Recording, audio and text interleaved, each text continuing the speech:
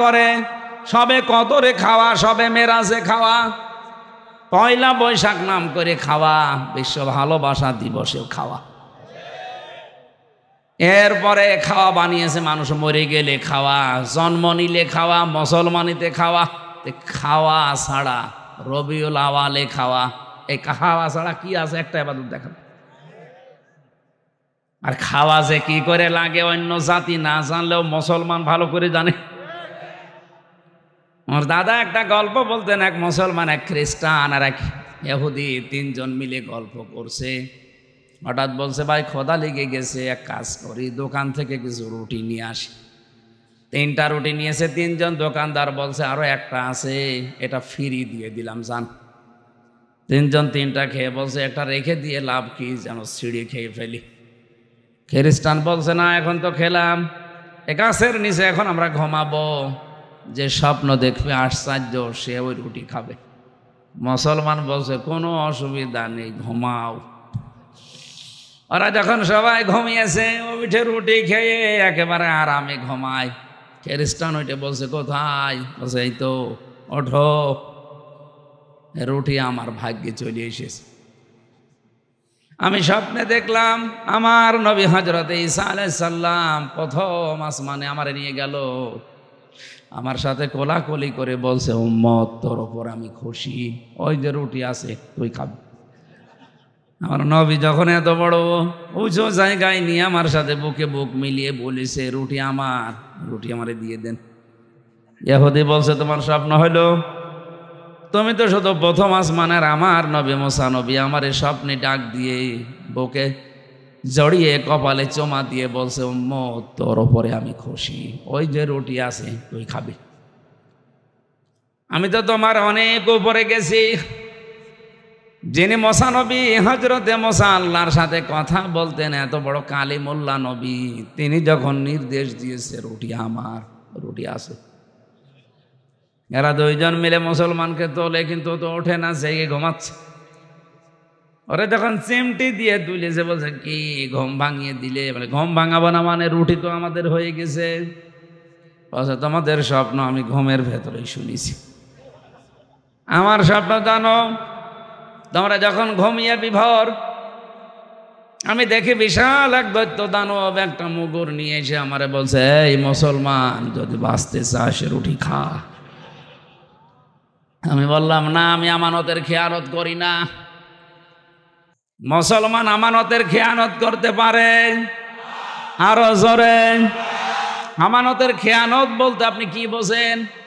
এখানে যারা আছে 100 জনের 99 জন অনেকেই বলবে আমানতের খেয়ানত মানে টাকা দিয়েছি 10,000, ওইটা ফেরত দেয় না, এটা আমানতের খেয়ানত।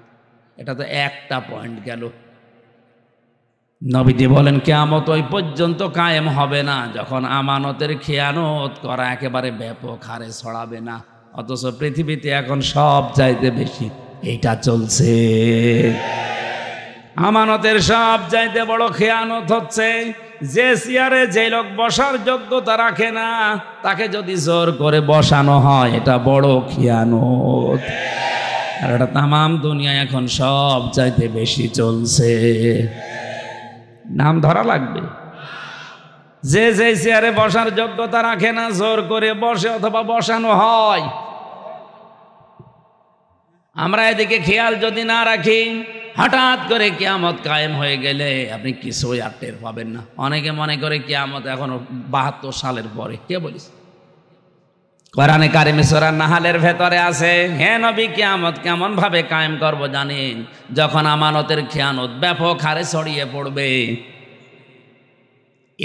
এই কাজটা যখন বেশি বেশি তামাম দুনিয়ায় চলবে, চোখের পলক মারতে যতটুকু সময় লাগে, কোরআনে এই শব্দটাই আছে, চোখের পলক মারতে যতটুকু সময় লাগবে এরকম সময় দুনিয়া তছনছ করে ফেলবো। আর আমরা আশায় আছি কিয়ামত আসতে এখনো দেরি, সে 72 সাল পর্যন্ত খেয়ে নেই। মুসলমান বলছে না, আমানতের খেয়ানত আমি করব না। শেষে মগুর আমার মাথার উপরে তুলে বলছে, যদি বাঁচতে চাস খা, নাই মারলাম, জীবন বাঁচানোর তাকিদে খেয়ে ফেলিস। খ্রিস্টান ডাক দিয়ে বলে, এত বড় বিপদ গেলে আমাদের ডাকতে পারলে না, ডাকবো কি করি? একজন আছে প্রথম আসমানের, একজন ষষ্ঠ আসমানে, আমি আশপাশে দেখি কেউ নেই। খাওয়া কি করে লাগে, কোন কায়দায় খাওয়া যায়, অন্য কোন ইবাদত যদি নাও বোঝে, এটা বোঝে ভালো। শাবান মাস আসলে নবীজি করতেন কি, আর আপনি কি করছেন? তেলাওয়াত কি তো আয়াতে ওই কথাগুলো আছে? মনোযোগ আছে আপনাদের? জবান খুলে কোরআনের সোনালী আয়াত পড়েন। আউযু বিল্লাহি মিনাশ শাইতানির রাজিম, বিসমিল্লাহির রহমানির রহিম। আমি তাফসীর আকারে কথা বলবো, খুব খেয়াল করে শুনবেন।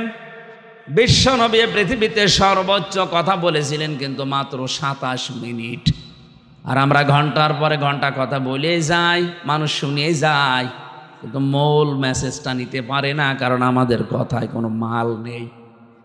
কথা বলেন না কেন? অথচ নবীর এই যে 27 মিনিটের বক্তব্য আজ 1500 বছর ধরে তামাম দুনিয়ার অনেক জাতি চেষ্টা চালাচ্ছে, কুল কিনারা খুঁজে পাচ্ছে না। এত কথা এ 27 মিনিটে ছিল।